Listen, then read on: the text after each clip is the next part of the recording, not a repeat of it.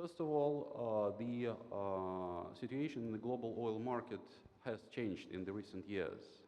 And instead of political factors that were quite important in determining the long-term trends just, let's say, a decade ago or even less, the market fundamentals and the main principle of the oil market became far more important. Namely, the very fact that the current oil market is oversupplied, it encountering the issue of oversupply.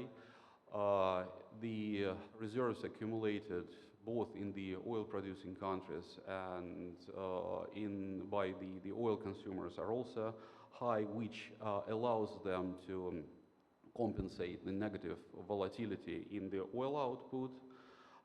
Secondly, the nature of the risk premium has changed. Indeed, the risk premium still exists for oil that is going from the Gulf region. But the importance of this oil premium become negligible as soon as the oil from the regions alternative to the Gulf are entering the market. So namely, when we are talking about the American shale oil, when we are talking the oil coming from Norway or to a certain extent Russia, the issue of physical security to oil supply is non-applicable, and this counterbalance the existence of the risk premium applied to the oil supplies from the Gulf, which makes it less important in terms of determining the oil prices. And thirdly, the oil market became extremely speculative, which again made such factors as the lack of transparency, lack of information much more important than actually the real situation on the ground. If we again go back to the story with the attack on Abqaiq, on the oil industry, oil infrastructure of Saudi Arabia, we see that the highest prices, the most active growth of prices was exactly in the time when the outcomes, when the results of this attack were unpredictable. But as soon as the Saudi leadership, the Saudi Aramco leadership was ready to provide the market with exact data on the volume of damage, on the prospects of repairing this damage, the prices got much more stabilized. Does it actually mean that the impact of the security of energy supplies from the Gulf on the global market is overestimated? Yes and no. First of all, in terms of physical threats, we again can make several conclusions from what happened. First of all, we see that we are encountering the new type of threat, and that was formulated in the previous panel by, if not mistaken, Cynthia, when with the use of relatively cheap equipment, we can conduct the attacks on the infrastructure of the oil-producing countries with the high chance that these attacks are going to be successful. Secondly, the Gulf region, the oil infrastructure of the Gulf region in general is under the constant threat of repeating the attacks equal to Abqaiq attack given the current political instability. And these can be applicable, I mean, these threats, they can be applied and should be expected not only in Saudi Arabia, but far more destructive consequences might have, for instance, the attack on the oil-producing infrastructure of Iraq, given the general instability of this country and given that the ability of this country to compensate the breakdowns in the oil production are quite limited.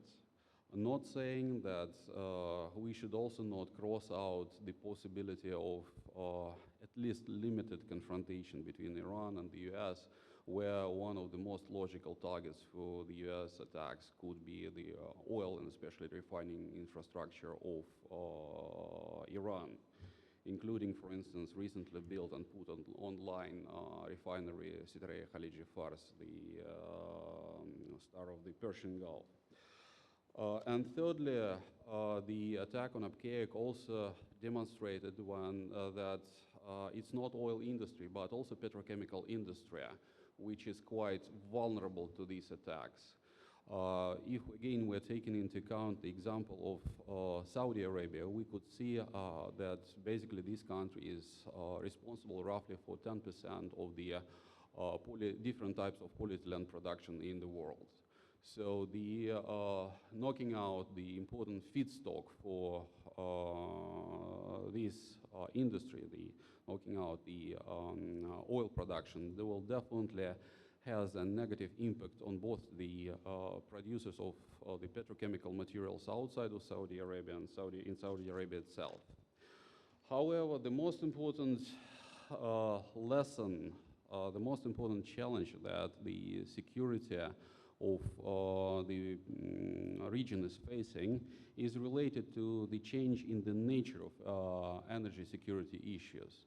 So previously, whenever we were speaking about the security of energy supplies from the Gulf region, we were largely speaking about the interest of consumers, how the possible breakdowns in the oil export could affect the consumers in the US, in Asia.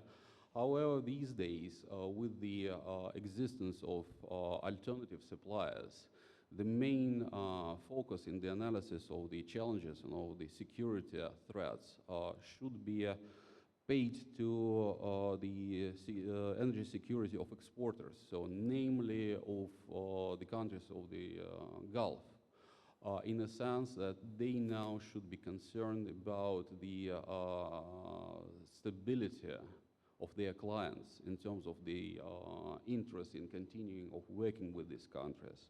And this threat is quite serious because the attacks equal to Abqaiq as well as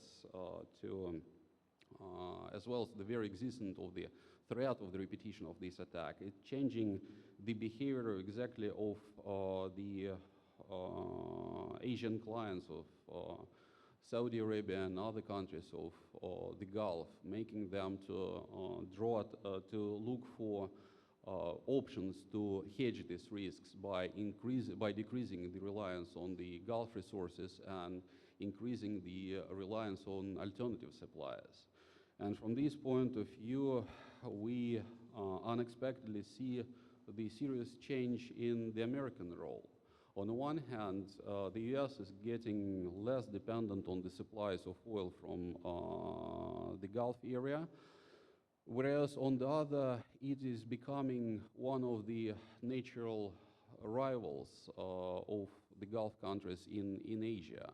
If we have a look on the dynamics of the US supplies to the Asian region, to Japan, China, and South Korea, we could see the stable growth of these supplies within the last 3 years, which also allows explain why actually the US companies were among the first to, together with the Canadians, to position themselves as those countries who could be more secure sources of more secure supplies to Asia and to those countries that were traditionally reliant on oil supplies from the Gulf area.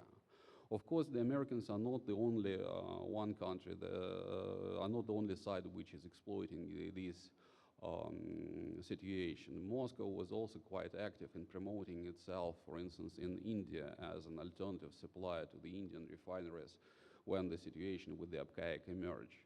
However, in terms of the integration of Russia in the system of the Gulf security, this change, this behavior is not that important as the behavior of the US side.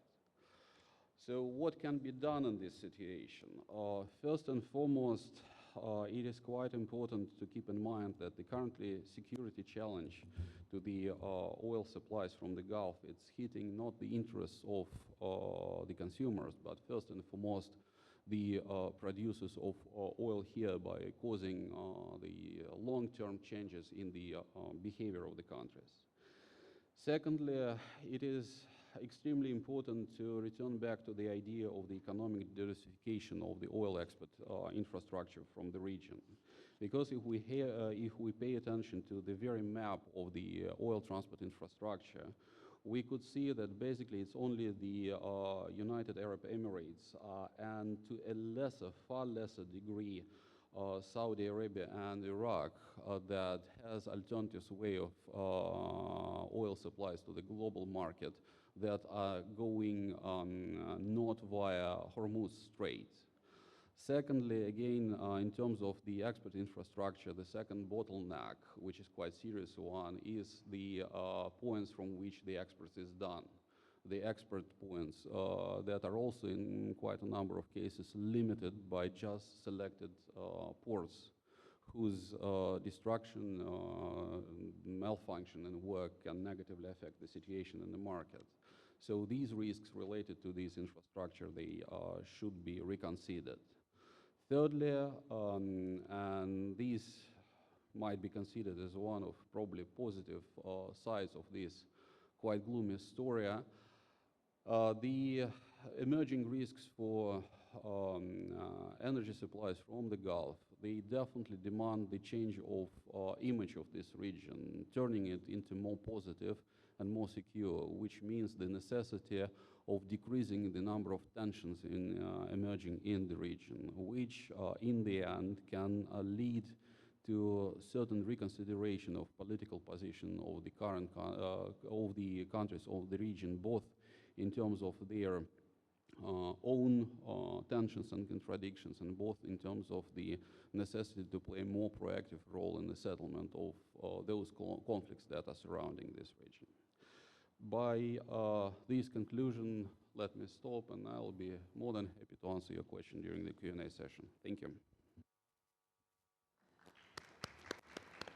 Thank you very much, Mr. Nikolai Kuzanov. والآن مع المتحدث الثاني الدكتور خالد. Now we move to Mr. Khalid Al-Khater, expert in monetary and financial policies in the region. السلام عليكم. أشكر الأخوة القائمين على مركزي الخليج للدراسات. I'd like to thank the organizers, both in Al Jazeera Studies Center and the Gulf Studies Center, to talk about the threats and risks facing the economic security of the GCC countries. When we talk about this issue, the first issue that jumps into my mind is actually the diversification of the economies of GCC countries, and we all think that GCC countries are still focusing very much on oil and industry, with about 80%, and this, of course, means much more volatility and more vulnerability in the competition coming from USA with the shale oil, and of course the different factors affecting the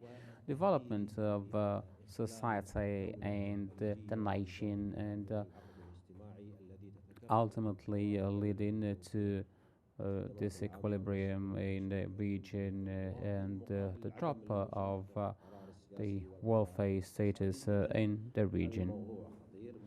Therefore, the situation is very dangerous, and that might also endanger the social and security balance in the region. Today we should talk about economic complementarity in the GCC region. Diversification and complementarity are linked with each other, and this brings us to talk about defensive complementarity as well. If we have some time left, of course, we can talk about protection from outside. First of all, we should say that the GCC countries failed to reach this complementarity because of their economic welfare, and also because of the political cost. To For sure, when you have a lot of prosperity, you don't feel the need for conducting and introducing the necessary reforms, especially with regard to reform in public and private sectors and investing also in human resources. If the GCC countries had introduced in early stages reforms in all levels, in all economic levels, they wouldn't have been facing such difficulties and challenges they're facing today, and this would have led to political changes, and this is something which is not wanted by the region. Let us give an example what happened in Southeast Asia and also in Europe in its early development stages with the emergence of business sectors independent from the states and emergence also of lobby groups defending themselves and this led to more political demands and ultimately to democratic transition. So the diversification is actually a factor which is not wanted by such countries, and these countries will go for change or will go for transition only when they really feel that they're obliged to do so, in case they have some extraordinary conditions and circumstances threatening their stability and their safety. I don't want to say that there is a specific institution or organization which is trying to measure the development and the advancement here in the region in order to take the necessary measures on time and to go for more reforms. This is not the case. Actually, there is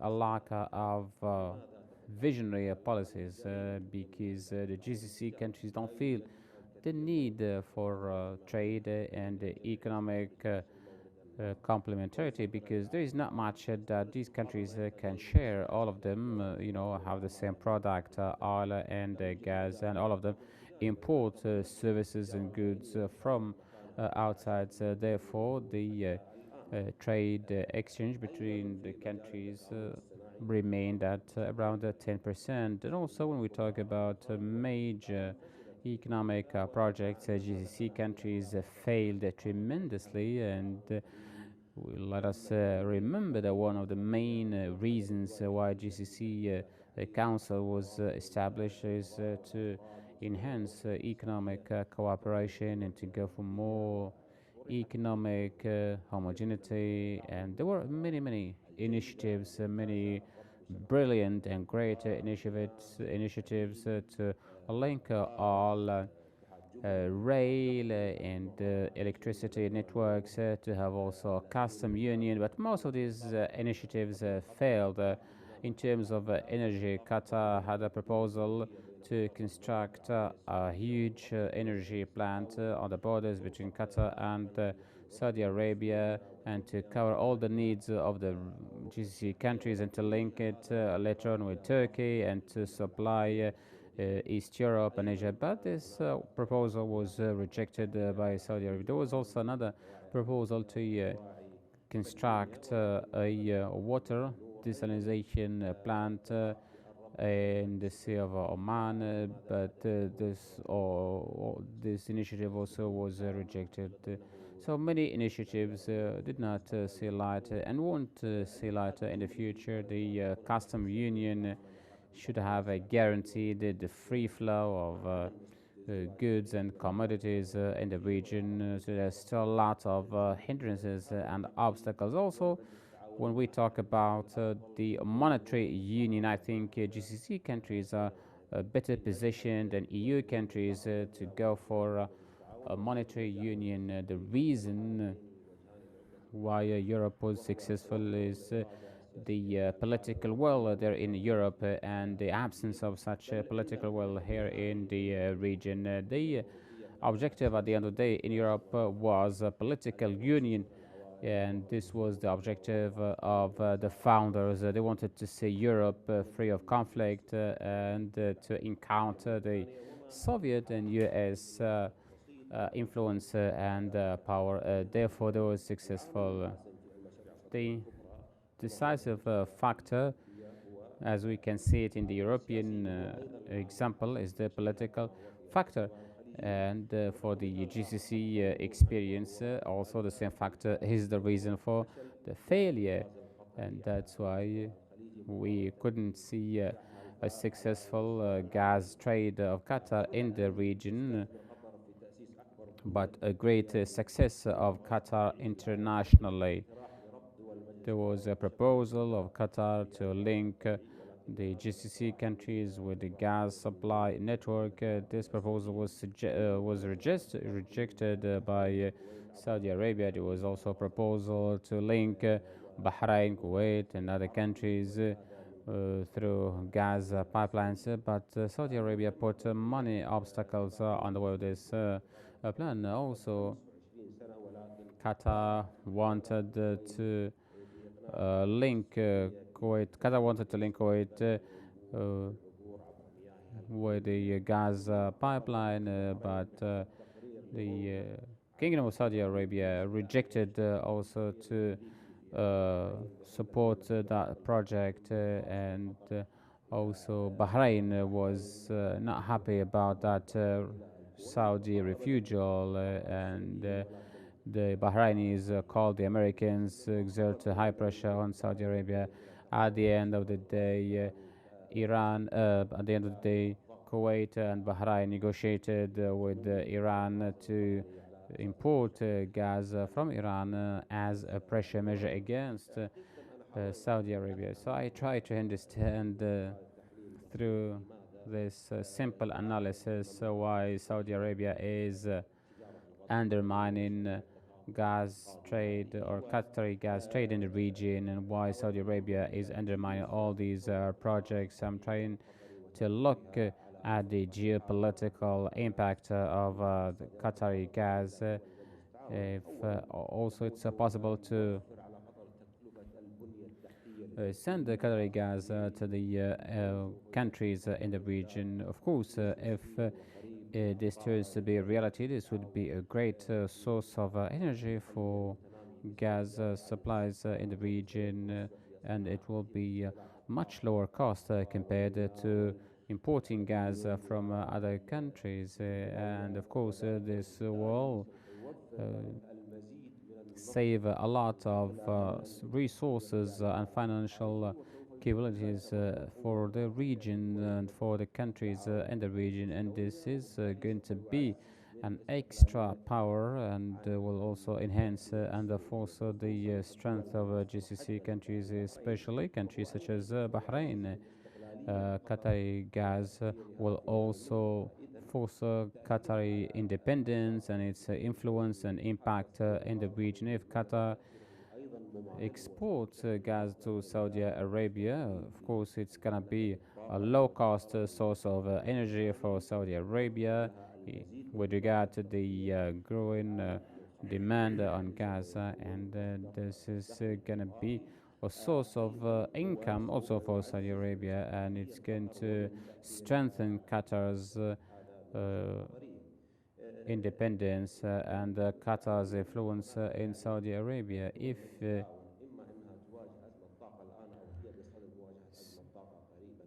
some reports say that GCC countries might face energy shortages, and some reports say that Saudi Arabia would need sales price of its oil for around $175 to live up to its commitment, both domestically and internationally. Some studies say even that Saudi Arabia will not be able to export any oil in 2032 because it will be consumed domestically in case the situation of the lack of economic diversification goes on. And at the same time, Saudi Arabia rejects importing the gas from neighborhood and also denies other neighbors to do so. Because Saudi Arabia thinks that establishing a Qatari gas market in the region will represent a big competition for Saudi Arabia, but actually this might also increase the influence of Qatar in the region. This is something that Saudi Arabia does not want to see. And we should also say that Saudi Arabia failed to be a leader of the GCC economic complementarity.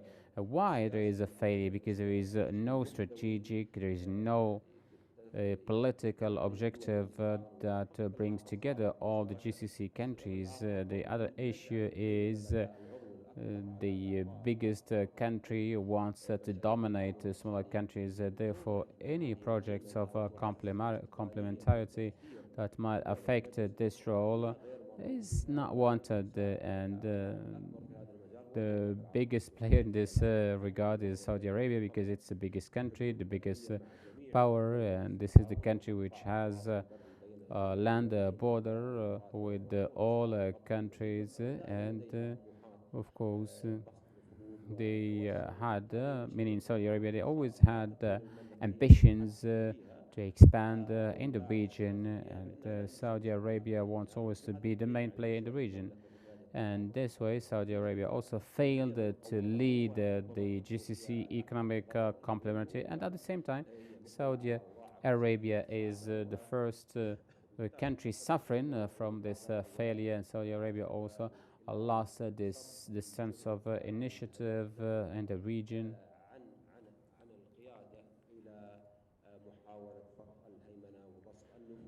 So because instead of taking up the role of leadership, Saudi Arabia went over to undermine complementarity. And also when it comes to a joint defense policy, GCC countries failed to reach a level of defense or common defense policy, especially that the region has a strategic location, and as we know, the GCC countries were getting protection from outside for or in return of securing the flow of energy supply towards other countries.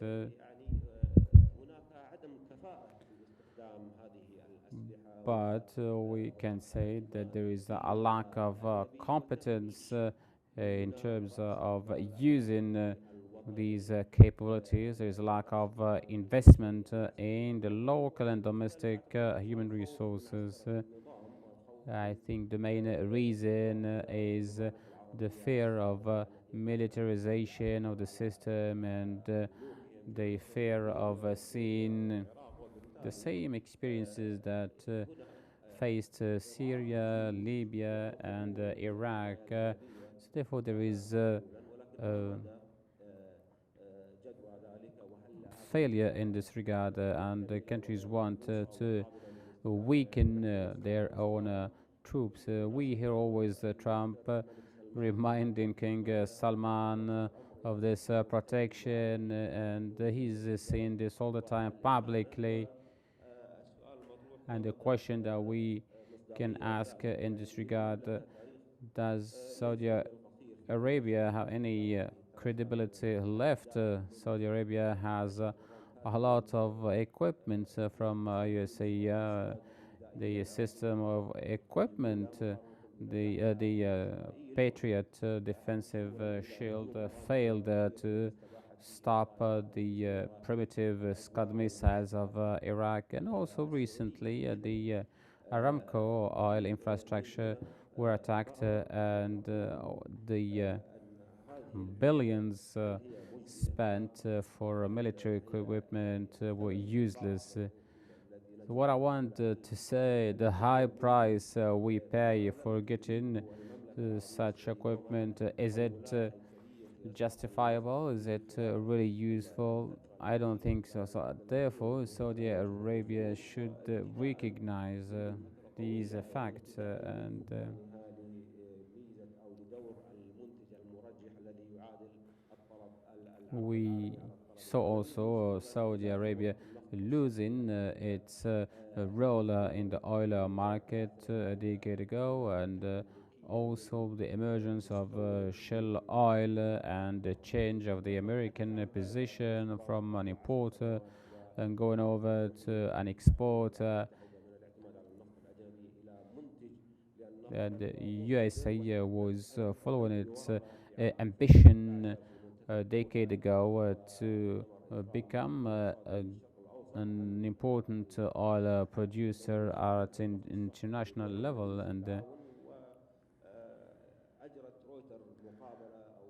and a writer issued a report on this issue, and after one day there was a response. I think that came from two ministers. One of them was Naimi, and both the ministers said that Shell Oil does not represent any threat for GCC countries, and they said that at that time that was only political propaganda. So we felt assured that the guys know what they are doing, and they have some think tanks supplying them with credible information and details, and we were expecting Shell Oil to appear within 5 years, but we were surprised that Shell Oil was on the market after 1 year, and we saw the collapse of oil prices. Therefore, Saudi Arabia could not acknowledge some facts, and the most important fact is that Saudi Arabia couldn't understand that USA was becoming a strong player in the oil markets, and Saudi Arabia also couldn't work for establishing a strong defensive system in GCC countries, and also the protection equipment they are receiving from USA is not effective and is not useful. So Saudi Arabia also invested in al-Sisi's regime, and also uh, blockaded Qatar, and also caused a division in the GCC Council, and therefore Saudi Arabia put Turkey as its enemy. So at the end of the day, Saudi Arabia lost all its options. We know that Saudi Arabia lost its role in the oil market due to the rise of USA as an oil producer, an oil exporter. Also, Saudi Arabia was avoiding all reforms. We remember also Saudi Arabia increased social expenditure, expenses, and also military expenses in the early 90s during the Gulf War, and the same also happened during the Arab Spring, and even at that time, during the Arab Spring, Saudi Arabia also stepped back from some of the reforms and the measures, and went over to imposing new taxes, and therefore Saudi Arabia is losing also now its role in de-escalating the tensions in the region, because Saudi Arabia lost at all levels, and Saudi Arabia did not have enough patience to play on the long term, on the long run. And also Saudi Arabia is facing a lot of challenges with regard to its budget, and nothing looks good for Saudi Arabia, because Saudi Arabia is actually harming itself, both domestically. There is a huge failure at all levels in terms of reading the structural changes in the oil market. I'm not, targeting Saudi Arabia in my talk, but actually, this is a clear fact because Saudi Arabia is the leader of GCC organization, a leader in the Arab region. So not only in terms of energy, so I think Saudi Arabia is a clear example of failure. Though I hope that this picture is not so dark, but I think that we need new energy and new rise. And with this, I come to the end of my presentation. Thank you. خالد على هذا العرض المكثف. والآن مع المتحدث الثاني وهو عبد الرسول. Second speaker, Mr. Abdul Rasool. Thank you so much. Let me first thank the organizers of today's meeting, very constructive discussions. Actually, if you let me, I would like to move beyond the descriptive analysis of what is going on, because most of it we can read also, and we have lots of information on that. What we lack here is about initiative deficit. I mean, we need to move forward and say, okay, what is our solution? What is the plan to start, change the dynamics? And I don't want to go to bargaining campaign that it's Iranian problem, the American problem, the Saudis, or who. The focus should be, I think now, as the topic of the conference is saying, to arrive to a kind of initiative. So the problem for this initiative is that the region right now is very much in the hostage of two main dynamics. First, the US maximum pressure and Iranian maximum resistance.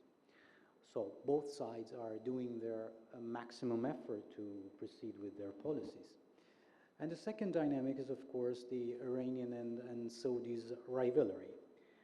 I think most of us here agree on the impacts, the negative impacts of these two dynamics.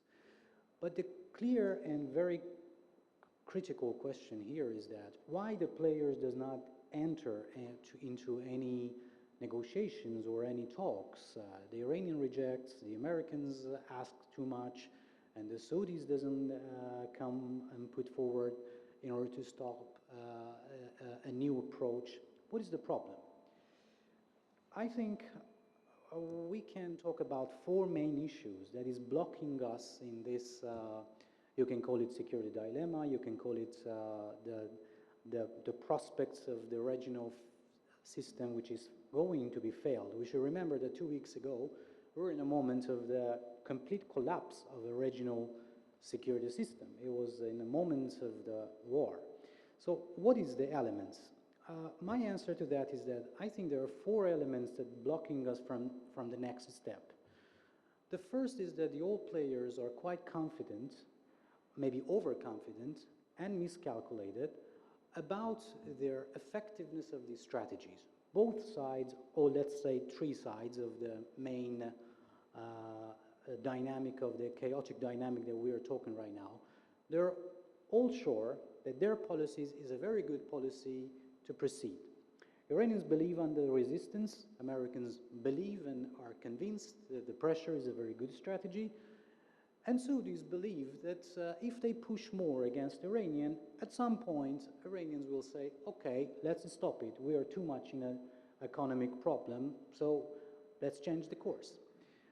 But this perception is full of miscalculations and full of overconfidences. If you read the recent piece by The Intercept, the fact that how the people with lots of experience of overconfidence are emerging in White House, maybe we can arrive to a better conclusion about this element. The second is the fact that I think policies in the region are very much penetrable from outside, let's say, fourth, fifth, and sixth parties, because we have three major players, Iran, Saudi Arabia, and Americans, who are in a kind of a conflict. But very much this dynamic is influenced by the Russians and Chinese and by the Israelis.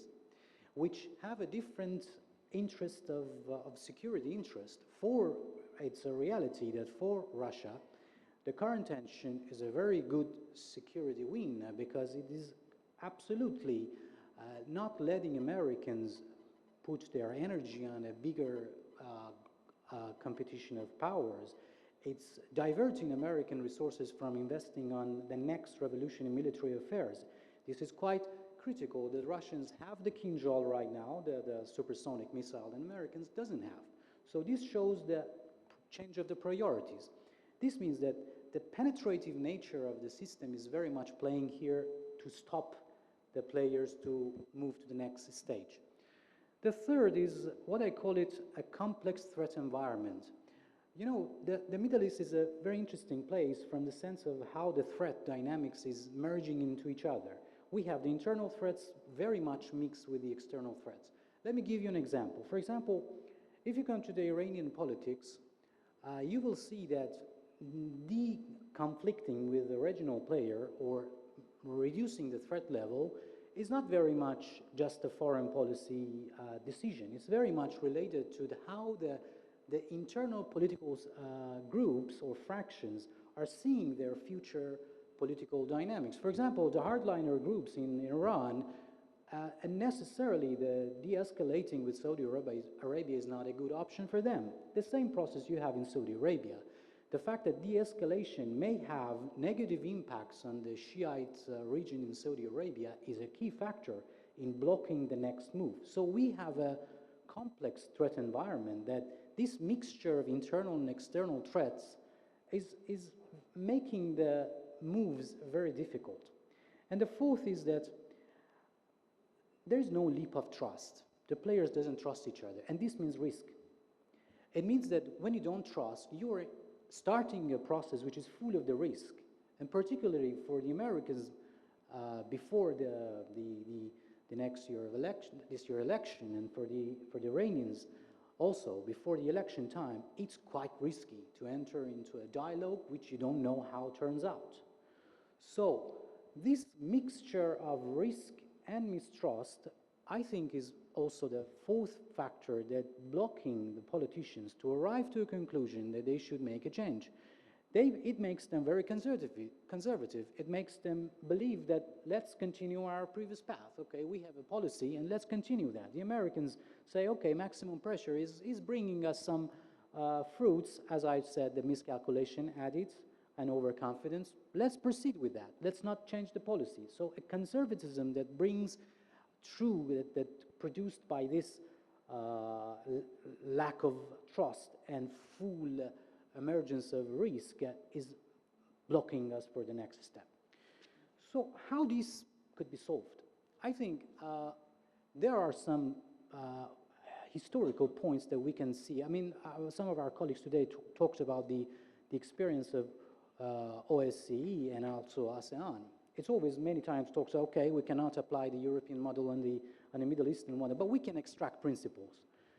The principles in both cases, I mean, because, you know, when you're talking about the rebuilding a regional system, this is not going to happen in a time that everyone is happy. This is going to happen in a time that everyone is felt threatened and everyone is not happy with the system. So that's why they're making the next change. So how they start to do that? The first is that they feel that the next step is mass destruction, or what I call it, mass strategic loss. This was a critical moment in 1962 in Europe, but we should remember that it was started with 1958 strategic protection conference, which was quite critical but less talked. So the point is also in ASEAN, if you look, the guerrilla war between Indonesia and Malaysia was quite critical. It bring all the player in the East Asia that the next step is quite blurred, it's quite gloomy. We cannot continue that. This way we are all losing everything. So this perception that the next step is destruction, the next step is failure, is a complete failure. We were seeing that 2 weeks ago. We were in the brink of a complete failure of the regional system. It's not too far, but the key is here. all of the players, I mean, all successful regional systems rebuilding processes were very much continuum. They were phased approach. We don't have any great bargain approach when we are going to make a regional system rebuild. So the practitioner guide is that, okay, guys, let's go and practice a kind of de-escalation or revision continuum, a kind of a step-by-step, small steps that bring the players in a point that could solve the four elements that I mentioned earlier as the obstacles of construction. So in this region, I think if we want to apply, we cannot arrive to a moment of restructure if we can't deliver actual steps that could, in very small senses, could bring a contact points and actually preliminary engagement lines between rivals. It means that, personally, I think that we need to focus how Saudi Arabia and Iran, how US and Iran, which are controlling right now this destructive dynamic, could start a kind of small contact lines, small engagement regulations. My idea is two-way, which I think could be useful very much based on the fact that military and security conflicts, military and security confidence building measures could be a model for that. I mean, we can design a set of actions that does not ask for an immediate change in policies. As I said earlier, politicians are rejecting the change of policies. So also we need maybe not to ask for a change of policies. So if we don't change of policies, what does that mean? It means that we will try, or maybe we can try, to design small steps that try to create small little aspects of confidences without changing the policies. Maybe strange, but this was done in OSCE. This process took place 30 years. In ASEAN also this process takes a lot of time. This is a lengthy process. Two ways. First, I think, as I said, a very short comment, between Iran and Saudi Arabia, from the Iranian point of view, it's very difficult to say that Saudi Arabia is an adversary. Saudi Arabia is not a military adversary for Iranians. Saudi Arabia is a political competitor. There's a big difference between these two. For a long time, Iran and Saudi Arabia were rivals. That's correct. They were political rivals. They were rivaling from their different interests. But from the Iranian side, at least, it was not seen as a military adversary that Iran should later, sooner or later, should fight with. But America was. The Iranian military doctrine is designed to fight with Americans, not designed to fight with Saudis. This is a huge strategic difference that we can invest on that when we come to the Saudis. So this means that the model that was used in 1994, 1995 between Israelis and the Arab countries, ACR, is very much still applicable. I mean, a kind of small contact group between Iran and Saudi Arabia that includes a threat reduction just in the military sense. So if I want to box it and make it as a very explicit two-way solution, I will say, okay, first let's arrive to a kind of Saudi-Iranian threat reduction working group between security and military personnel of Iran and Saudi Arabia. That could have several stages. The first stage, it could be just contact lines between the militaries. And then it could move on to the more complex phase that even includes about early notification of the drills, early notification of the missile launch, or over limitations on some maritime drills, and also even on some points about the Persian Gulf and the Strait of Hormuz joint shipping lane security operations. But when it comes to the Americans, that may sound quite difficult because from the Iranian side at least, and also for American side, that's quite weird.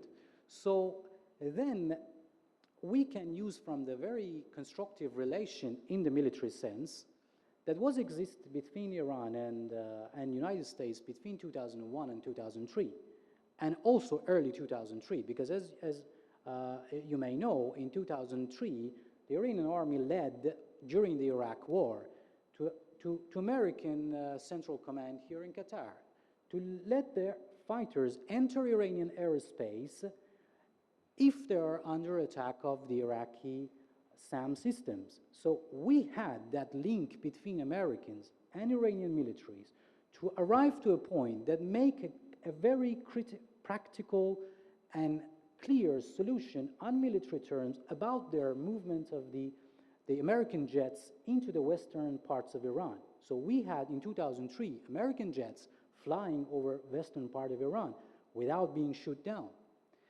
The same we had in 2001 in Afghanistan, and the same many later on, even during the time that US accused Iran of killing American soldiers. They were a link between the military intelligence operations of the two sides. So there is this experience, and it's possible, I think, still after this incident to continue that. This is particularly critical because could be quite difficult now that General Soleimani has been the terror of the General Soleimani, but it is still possible because I think the political will in both sides is not going to the war. So the fact that they start their military having a kind of a contact line or a kind of a hotline between the two sides is quite possible. So I would like to conclude that we need to remember to design a kind of de-escalation continuum to arrive to the next regional security, which is inclusive and includes everyone. And this should start with small steps. And these small steps at the beginning may sound not practical or not based on real words, but if you go back to the history, we will see that many of them has been practiced in a less institutionalized way or has been proved quite useful. Thank you.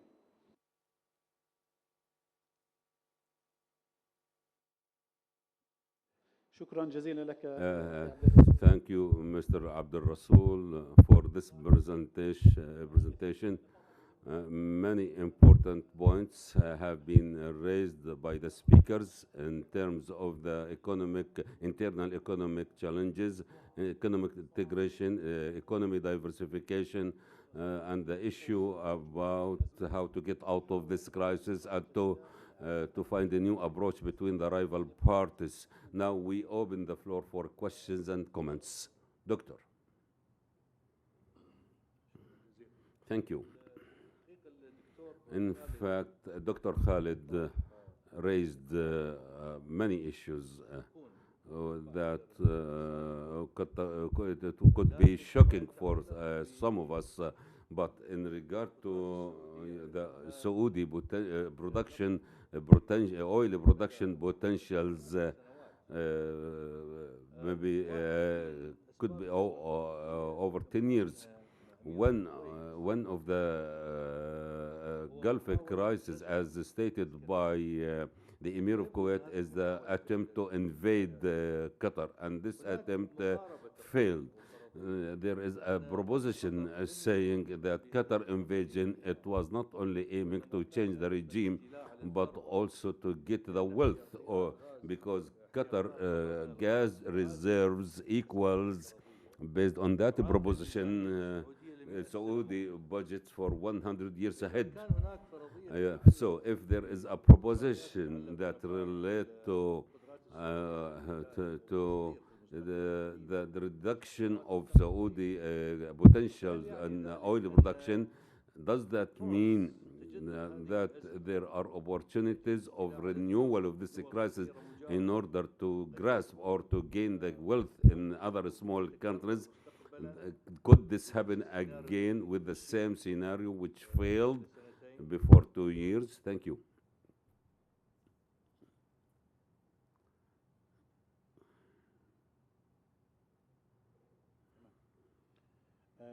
عندي سؤالان. I have two questions. First question relates to the issue of oil. خاصة الدكتور الخاطر Dr. Khater. وأمريكا تزعم بأنها الآن And the United States claims now that it does not care any longer for the Gulf oil هناك يعني من حتى من داخل because of the self-sufficiency. In America, there are people who are criticizing this vision or this opinion because oil is not only an economic commodity that relates to the internal self-sufficiency, but it is a external commodity because during the World War, some countries tried to prevent each other from reaching oil. And there is a confrontation between China and the United States, and one of the strategies that China wanted to prevent the U.S. from reaching the oil, as happened in the Second World War between the Soviet Union and Germany, in order to control the oil resources, in, so to prevent the foe or the enemy from oil. Also, the issue of oil and the need for it. The international economy is interconnected, and the internal or the domestic market in the United States and the unemployment in the United States is very much linked that the world economy must in full prosperity, and so the other economies reach other oil in the Gulf. And this is not an easy step. What Dr. Khater thinks in regard to that. My second question for Dr. Abdul Rasul. Talking about a security regime in the region and to some signals between the United States and Iran. In the morning, there was a speech about having a Gulf security system, and this is what Iran calls phone. I don't think that the Gulf region can protect itself by itself. Why don't we think of building a system on what is existing? Or if the Gulf states can start that, and especially after the assassination of Soleimani, that they should control the United States, and at the same time not to help in squeezing Iran, and to give Iran other alternatives instead of exercising more pressure on Iran. So why don't we think of building a Gulf security regime based on what we have, not based on the relation between Iran and the United States? Dr. Fatima, I have a question for Dr. D. Salar in regard to the Iranian-Saudi relations. And you talked about duality as if the relation is very much linked to these two countries. My question: to what extent the political environment that shaped the political decision in Saudi Arabia or in Iran blocks reaching to the relation model that has been proposed? And can we say that there is one voice within Iran in regard to the relation with Saudi Arabia, or are we talking about contradicting approaches? For example, Rouhani team talking about the possibility of the dialogue with Saudi Arabia, whereas other groups which are quite influential have different perception. The other question relates to what extent how can we neutralize or leave American factor between in regard to the relation between Iraq, Iran, and Saudi Arabia. Can Saudi Arabia is there in Saudi Arabia, is there a political will in Saudi Arabia to avoid the American dictation and despite the historical axis and dominance in the region? شكرا لك دكتورة فاطمة. Thank you, Dr. Fatma. كلمة Dr. الأسئلة Khalid, من الدكتور لقاء دكتور حواس. you have a question from Dr. Liqa and other doctors. السؤال الأول كان هل يمكن First تكرر question, السيناريو will مع the scenario be repeated? Yes, وجود it could recur again in the existence of the same mindset and the brains that may push the region كثير من to unstudied or uncalculated or miscalculated خصوصا إذا tension, especially if there is a chance or an opportunity to for Saudi Arabia and other countries if there are certain changes in the international balances or regional balances. Although I exclude that, Qatar learned the lesson ولا شك أن and it will build alliances and allies, and the price will not be so cheap in case of them. In my perception, the reason behind the crisis is to limit Qatar's independence and rising and influence in the region, especially after the Arab Spring movements and the almost same perception between Qatar and the other teams. And the other party thinks that there is an coexistional threat towards on its regime, whether in Saudi Arabia or in Egypt. Also, the economic factor, the economic power is also a political power. If you limiting Qatar and squeezing Qatar was the main reason as also an economic power. There are studies stating that Saudi Arabia cannot export oil. There will be population growth, expansion in the industries, and that will use much more energy. So if the kingdom does not rely on other sources, energy sources, that will cause pressure on its oil exports till it reaches the stage that it cannot export oil.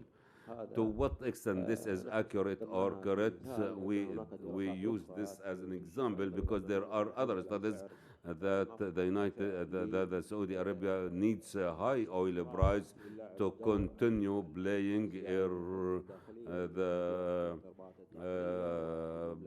main exporter and to relieve any internal movements and to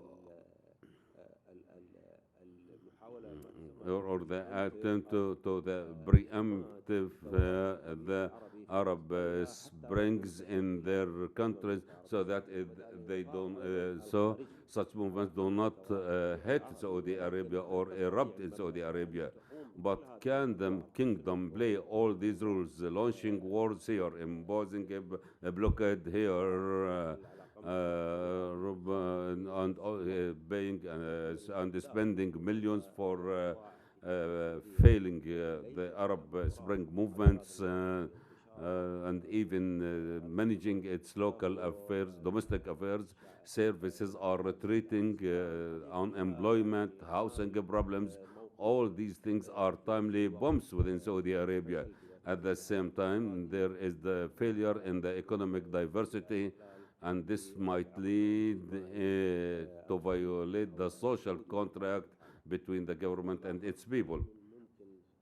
The other question, will the United States leave the area and Saudi Arabia or abandon Saudi Arabia? In fact, I don't think so. There are certain opinions that the United States will leave the region that could be linked to the personality of Obama or Trump playing this game, because this person, you cannot judge his opinions or his behavior. But I don't think that the United States will withdraw finally from this region, because it does not need oil.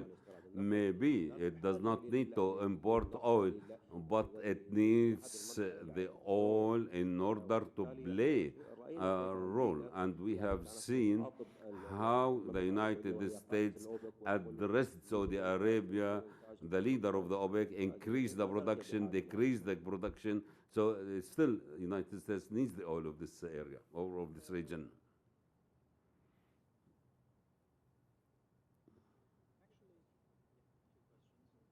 Actually, regarding the first question, بالنسبة للسؤال uh, there is a kind of, maybe the second question, I start from that one. I think there is a unity inside Iranian Islamic Republic, I mean, and Iranian particular security system and deep state of Saudi Arabia. They don't see Saudi Arabia, as I said, a military rival or a country that they should go prepare for a fighting.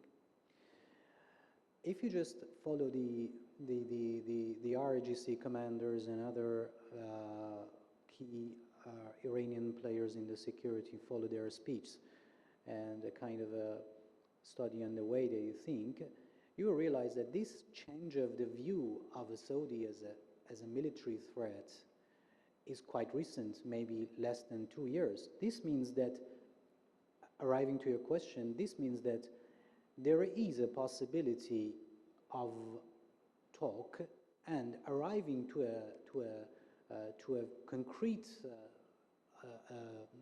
working schedule with the Saudis. And that's not a problem for the Iran.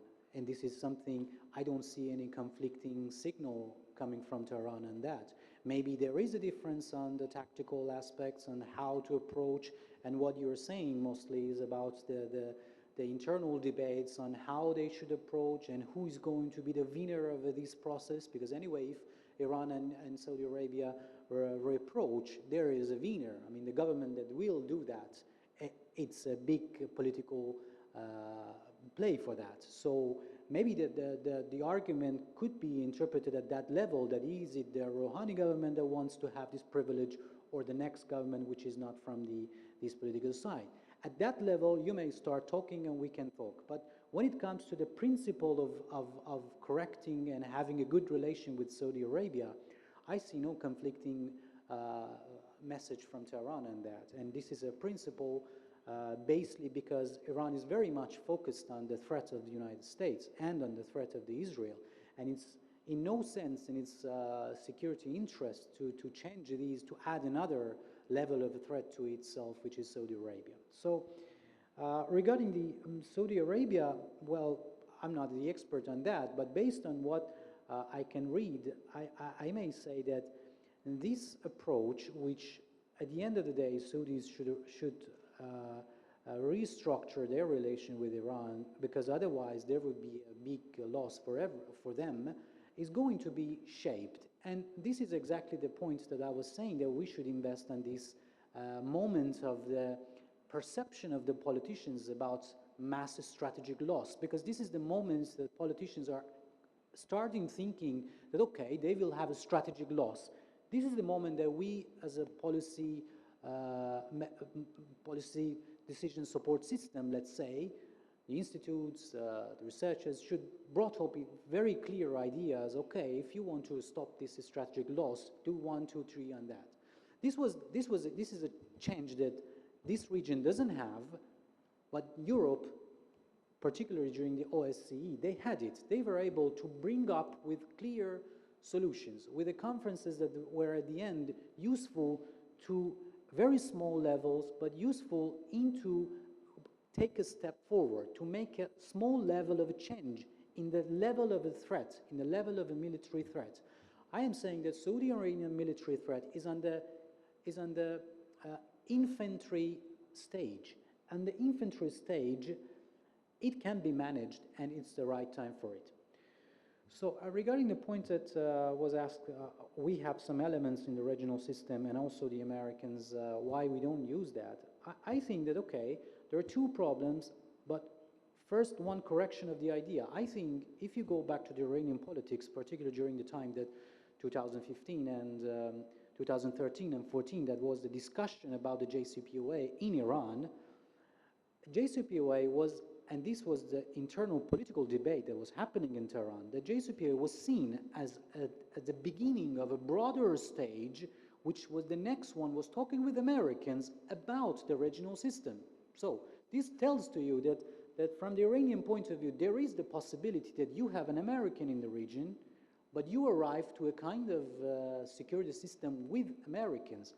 The problem here is that on the American side, also they should accept that Iran is a regional power, and without Iran, there is no, the security system is failed.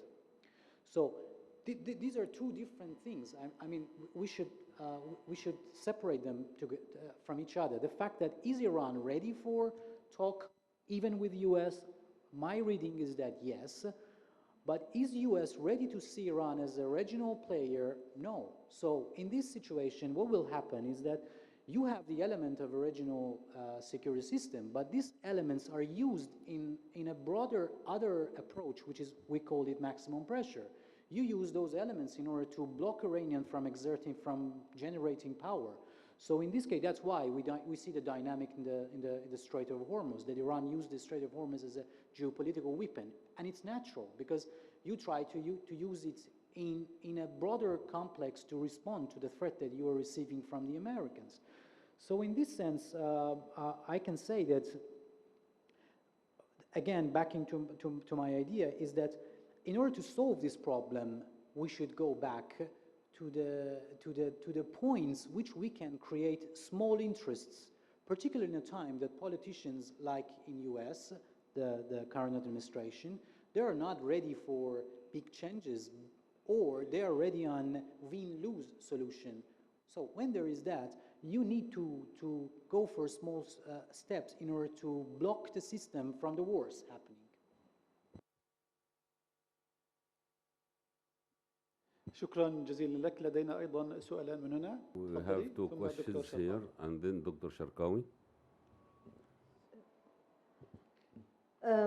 Therefore, in terms of Iran, what we have here is basically in the region, by and large, we have fear, security, protection, realism, reliability.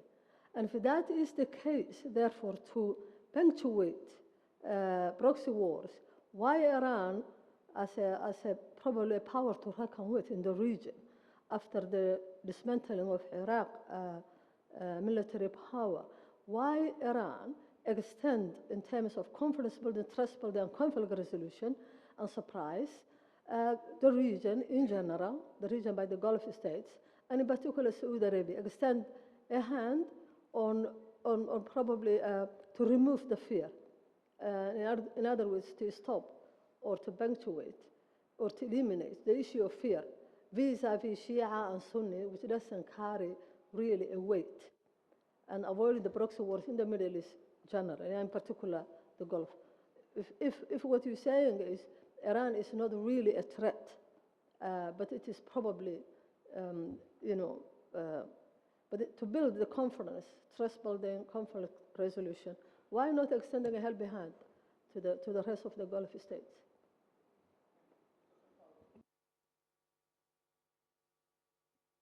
اوكي سؤالي الدكتور الخاطر اتفق معك انه لا يمكن Dr. Al-Khater, I agree with you. We do not eliminate the importance of the political economy for any security arrangements or security system or regime in the Gulf.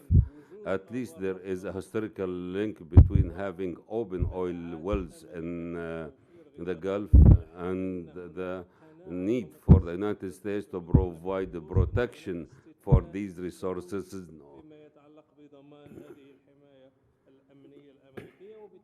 And consequently, to increase the number of military bases in the region. 2 days ago, Trump started to decrease the importance of the Gulf oil, and you talked about an alternative for this oil. My question, at least, is there an awareness in all Gulf capitals that this Gulf exception of the sustainability of the U.S. Protection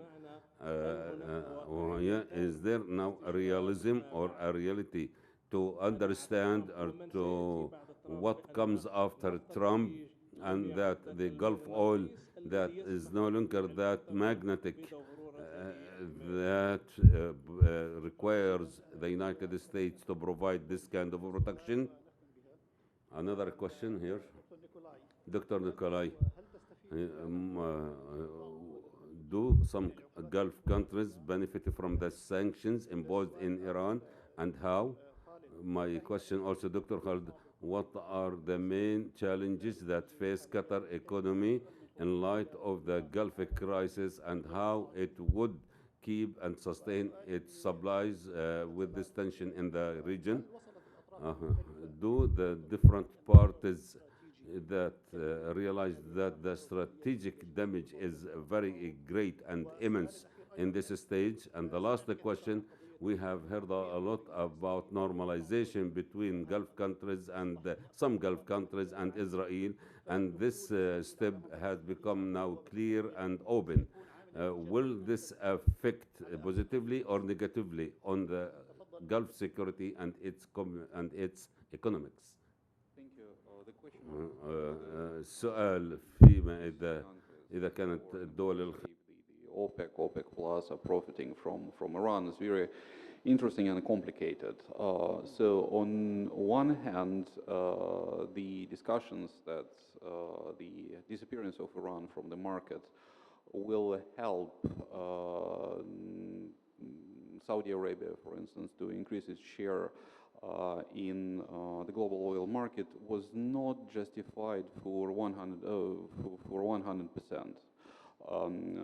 Indeed, to a certain extent, the absence of Iran from the market, it allowed Saudi Arabia to take a small part of Chinese market, of Asian markets, as a traditional market for Iran. But if you see at the broader picture, the main share that remained empty after the disappearance of Iran, it was consumed by Russia and non-OPEC players. What was more important for Saudi Arabia, that actually the disappearance of Iran from the oil market, it helped to a certain extent to slightly rise the oil prices that are currently under heavy and negatively tendencies controlling and dominating the global oil market, and against which tendencies the OPEC countries, including Saudi Arabia and UAE, are trying to struggle to. To make the long story short, the very fact of disappearance was helpful for GCC countries in terms of chipping in the support of the relatively high oil prices. But in terms of the share of the market, the disappearance of Iran was used by other non-Gulf players. Thank you very much, Nikolai. Dr. Khalid. الأسئلة هذه تحتاج محاضرة أخرى. These questions need another lecture. هل هناك واقعية؟ Is there reality? هل هناك واقعية في الواقعية بأن أنا أتذكر الجواب السؤال أن هل هناك واقعية؟ Is there a reality that GCC leaders, that this protection is useful or not? I don't know. Maybe they are damaging their houses by their hands, and instead of cooperating and supporting each other, maybe they are fighting and conflict and fighting each other. The wise person sees how things are going as if we are the targets, but they are fighting between each other. هل تتحول القيادة السعودية Will the Saudi leadership will change and focus instead of imposing hegemony and leadership so that it would win and gain credibility and the trust? I don't think so. So to revive a dead person. So I'm afraid to say that we need internal structural reforms at the state levels. First of all, you need to reform your home so that you can lead and build a defense system and depend on yourself and leave the United States or Iran alone. We are going into the wrong direction till this moment. Maybe what are the challenges for the Qatar economy, which we talked about, which is building the human resources in order to support the diversity of the economy. There is a challenge at the media level to continue to diversify our economy in terms of producing light industries, diversifying agricultural products and food stuff, increasing exports. Now Qatar has entered the smart market.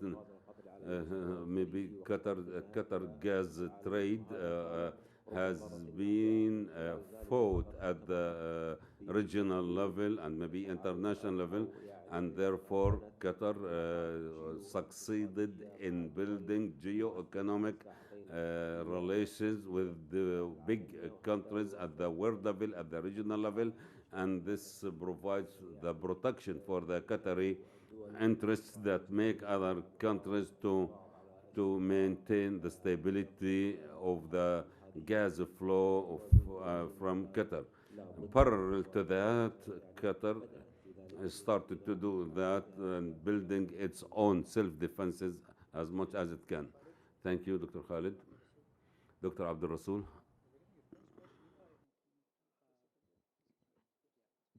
If I understood correctly, you're saying that why Iran is not responding positively to Saudi's initiatives. Is it correct? That's what you're saying. Okay.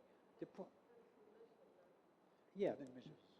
The point is that, okay, do we have any clear case that has happened? That this is exactly what we don't have. I mean, we don't have a Saudi rapprochement based on actual proposals to talk. We had the talks on Yemen that was proceeding well, but the problem is that when Saudi starts being a part of the maximum pressure, it forced the other side of the party, which I mean Iranians, to use their resources in their containment strategy. I mean, when we are talking about the giving up of a containment or deterrent strategy, we are entering into a bargaining process. We should be ready for the bargainings. And when the sides are not ready for the bargaining, so there will be no initiative, there will be no chances of arriving to the point. I'm saying that there's no such a bargaining mentality or bargaining wish in the Saudi side. The Saudis are coming in order for the zero-sum game. It means that one side is loser and the other side is winner, and it's the Saudis winner and the Iranian is loser. Well, we are in a bargaining process. So in a bargaining process, you should also give up something. Iran cannot give up its resources in the geopolitical scene without taking. So, I mean, that's a basic logic of entering to the negotiation.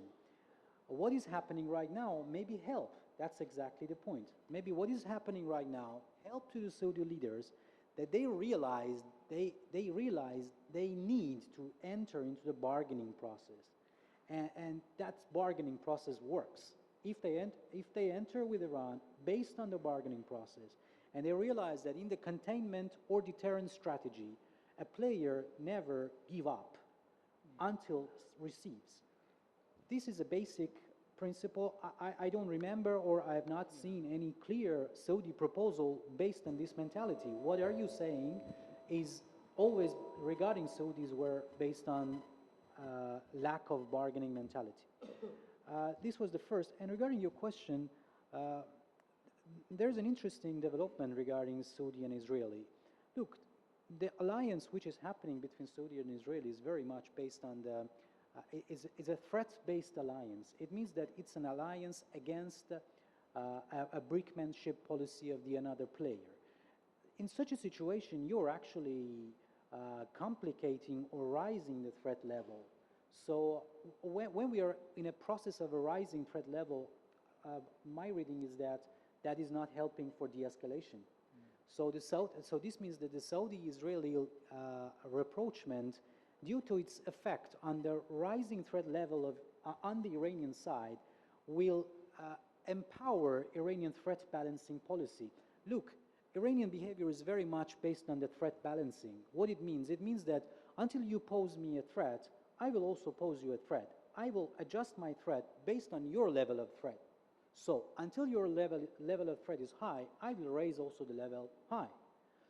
It's a very rational, calculus-based policy, but at the same time full of miscalculations, what we are seeing right now regarding the Trump administration. They are not able to read precisely that the more the level of threat is going on, the more the level of pressure by the Iranian will move on. Until once, and at the end of this game is a war. But there's a big difference in resources of both parties. There is a big difference, but you should also see the end games. From the Iranian perspective, if you don't go to the threat balancing strategy, you're a loser. So at the end of the game, you're the loser. So you should follow the threat balancing. I'm saying that when we don't put another option in front of the players goes toward the extreme measures. And what we are trying to do is that to reduce the level of the threats, to calm down the use of the strategies which are based on threat balancing strategies on both sides. In order to do that, the Saudi-Israeli rapprochement is not helping the region, according to me. Okay. في الختام نجدد شكرا الجزيل لمتحدثينا الكرام نيكولاي كوزانوف، خالد الخاطر، وعبد الرسول ديفزلار. وغدا إن شاء الله نبدأ على الساعة 9 تبدأ الجلسة الأولى. وشكرا جزيلا للحضور الكريم، نراكم على خير.